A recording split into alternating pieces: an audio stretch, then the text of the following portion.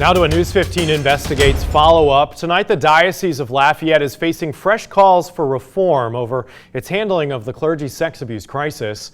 This comes as new lawsuits are piling up against the Catholic Church after the state Supreme Court revived a 3-year look-back window for accusers to file suit. Among those lawsuits, one filed against perhaps the most notorious child molester ever to serve as a priest in the Diocese of Lafayette. In the shadow of St. John's Cathedral, survivors of clergy sex abuse are hoping to leave their mark by writing the names of clergy who have faced credible accusations of child sex abuse in the Diocese of Lafayette, an issue that's left its mark on the lives of these survivors. It's really, really hard to carry this burden alone. So we would beg victims, please find the strength and courage to tell someone that you trust. Survivors like David Cloesy of Missouri. Abused as a child, he went on to become a national director of the Survivors Network for Those Abused by Priests, or SNAP. The organization is urging any survivors of clergy sex abuse to take advantage of the state's new look-back window and file suit. And even if they've been told over and over, it's too late for you to do anything. And even if the predator is long deceased, victims now have a chance to have their day in court in Louisiana.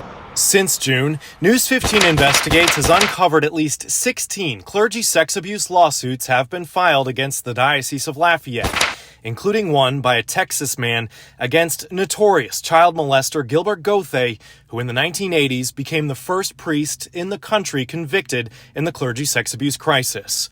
This suit and 9 others are filed by plaintiffs wishing to remain anonymous.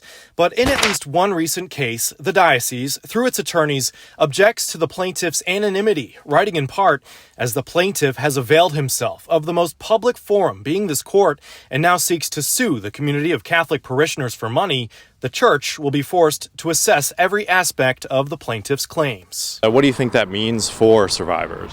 Well, the fact that this is used repeatedly, I believe, is just one of many, many legal tactics that is used to bully and scare the victims. Quinn Hebert is a former seminarian and member of the Society of St. Peter Damian, a mostly anonymous group of Catholics that's been working for years to expose what they call institutionalized corruption in the diocese.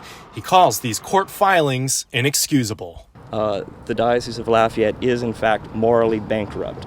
It goes against everything that Jesus Christ taught, which they supposedly represent. Now, the Diocese of Lafayette did publish its list of credibly accused priests back in 2019, but SNAP argues at least 3 names were left off that list. They are former clergy with ties to the diocese who are on credibly accused lists elsewhere. I did reach out today to the diocese for comment if it plans to update that list. I am waiting to hear back tonight.